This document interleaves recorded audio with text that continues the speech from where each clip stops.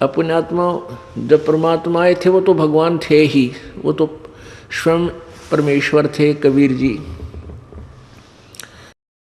अब वो परमेश्वर ना आकर के इस दास को भेज दिया अपना रिप्रेजेंटेटिव बना के। ना जाने इस दास में मालिक ने क्या देखा।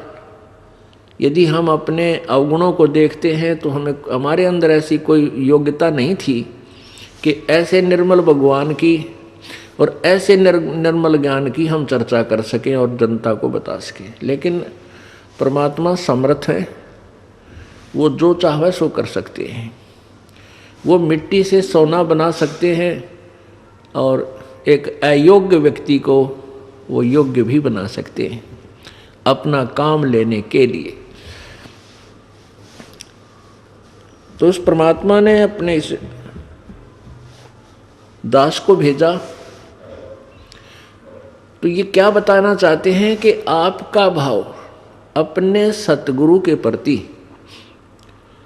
भगवान तुल्य हो तब आप सफल होंगे।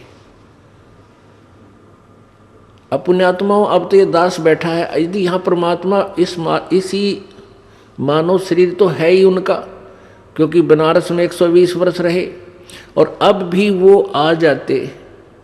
जो हम चित्र देखते हैं प्रभु का, ऐसा चित्र नहीं है।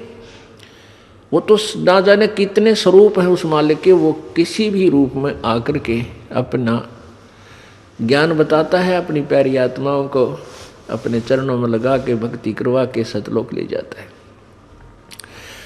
अब आज हम भगवान की तलाश कर रहे हैं और परमात्मा क्या अनमोल वस्तु है, क्या अनमोल है, कितना उसके अंदर गुण है। यदि आज हमें वो मिल जाए, आपके सामने आ जाए, तो आपकी क्या स्थिति होगी। एक बार सोचना, जो भक्त आत्माएं हैं गहराई से सोचे। अब जैसे भूखे को भोजन सामने मिल जाए और निर्धन को सामने धन की थैली नजर आवे तो कैसी तड़फ होगी उसकी। प्यासे को पानी मिल जावे तो कैसी श्रद्धा करेगा, टूट कर पड़ेगा उसके ऊपर। धन है तो ठाकर सीने का न्यू देख कर भाग लेगा, छुपा जो कि तो इसने कोई देख ना ले। और सामने भोजन है तो ऐसी सब टूट के पड़ जाएगा, फटाफट खाएगा, अपनी जान बचाएगा। ऐसे ही हमें जब परमात्मा आज मिल जाए, आपके सामने आ जाए, क्योंकि हम उसी की तलाश में तो भटक रहे हैं, तो आपकी कैसी श्रद्धा होगी ये आप अपने अपने स्तर से सोच सकते हैं। अब वो भगवान यहाँ आ जाए, अरदास के स्थान पर बैठकर सत्संग करने लग जाए, क्योंकि ज्ञान तो देना ही पड़ेगा उन्होंने, तो आपकी कैसी भावना होगी।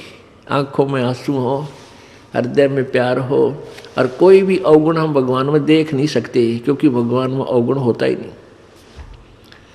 तो यहाँ हम इसी दृष्टिकोण से परमात्मा के भेजे हुए इस दास को आपने ऐसे ही देखना है, ऐसे विचार रखने, ताकि आपकी आत्मा परमात्मा पाने योग्य बनी रहेगी, उसमें मैल नहीं आवेगा।